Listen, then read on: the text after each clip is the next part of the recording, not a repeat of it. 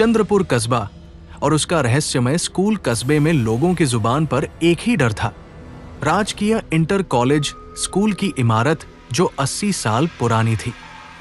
हर शुक्रवार की आखिरी घंटी के बाद कुछ अजीब होता है। पहले कई छात्र लापता हुए हैं, पर किसी ने ज्यादा सवाल नहीं उठाए। गौतम और राजा स्कूल का शांत और होशियार लड़का था। राजा थोड़ा मस्तीखोर लेकिन जिज्ञासु, दोनों 12वीं कक्षा में पढ़ते थे। एक दिन आखिरी घंटी के तुरंत बाद एक जूनियर छात्र की तबीयत खराब हो जाती है। उसकी आंखें डर से चौड़ी हुई थी। क्लासरूम की सच्चाई का पता चलता है। उत्तम जो चौकीदार था बताता है कि उस कमरे में 15 साल पहले सोनाली नाम की छात्रा की मौत हुई थी, लेकिन वो सुसाइड नहीं था। उस कमरे से अक्सर रात को रोने की आवाजें आती हैं। सोनाली को डायरी लिखने की आदत थी। अपने हर दिन का दिनचर्या उस डायरी में लिखती थी। सोनाली की डायरी खोजने चल देता है। गौतम बहुत खोजता है पर मिल ही नहीं रहा था। ये बातें सारे टीचर को बताता है। उसमें से एक टीचर जिनका उम्र लगभग 55 साल था, वो बताते हैं कि उसकी डायरी बंद पड़ी अलमारी में होगा। गौतम जाता है उस बंद पड़ी अलमारी जो बहुत पुरानी हो गया था और ताले में जंग लग गया था। अलमारी को तोड़ता है, फिर उस डायरी को निकालता है। उसमें लिखा होता है, अगर तुम ये पढ़ रहे हो तो जान लो मेरी मौत एक खेल नहीं थी।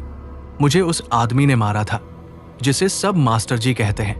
अब मास्टर जी स्कूल में नहीं थे क्योंकि 5 साल पहले ही रिटायर हो गए थे, लेकिन उनकी परछाई अब भी वही था। आत्मा का जागना और पहली मौत। एक शुक्रवार की शाम गौतम, राजा 2 और गोविंद और मनीष और नीरज आखिरी घंटी के बाद स्कूल में छिप जाते हैं। कब इन सबको नींद आ जाता है। आँख खुलता है तो रात होती है। क्लासरूम का दरवाजा अपने आप खुला रहता है और एक लाल कपड़ों में लड़की दिखाई देती है जिसकी आंखें खून से भरी होती है। मनीष बहुत डर जाता है और थरथराने लगता और उसकी पैंट गीली हो जाती है। गौतम को क्या होता है कि भागता है और बाथरूम में बंद हो जाता है। अगली सुबह उसका शव बाथरूम में लटकता हुआ मिलता है। रहस्यमय आत्मा और गौतम की मौत। माधवी मैडम गोविंद बताता है कि सोनाली उनकी छात्रा थी। उन्होंने उस दिन कुछ नहीं बताया क्योंकि स्कूल प्रबंधन ने सबको चुप करा दिया था। सोनाली की आत्मा सिर्फ इंसाफ चाहती है।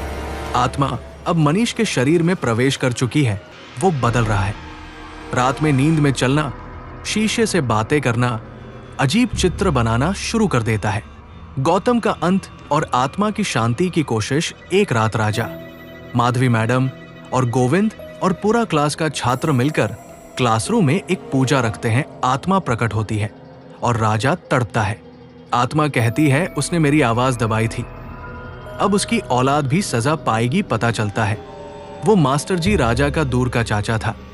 आत्मा राजा को पूरी तरह जला देती है और तभी शांत होती है। बहुत सारे सवाल की मास्टर जी, कौन था सोनाली के साथ, क्या हुआ था और कैसे मरी, और सारे सवाल सभी का उत्तर मिलेगा आपको पार्ट 2 में। तो कमेंट में पार्ट 2 लिख दो। मेरे तरह आपको भी पसंद है डर तो डर का दास्तान को सब्सक्राइब कर फैमिली बने।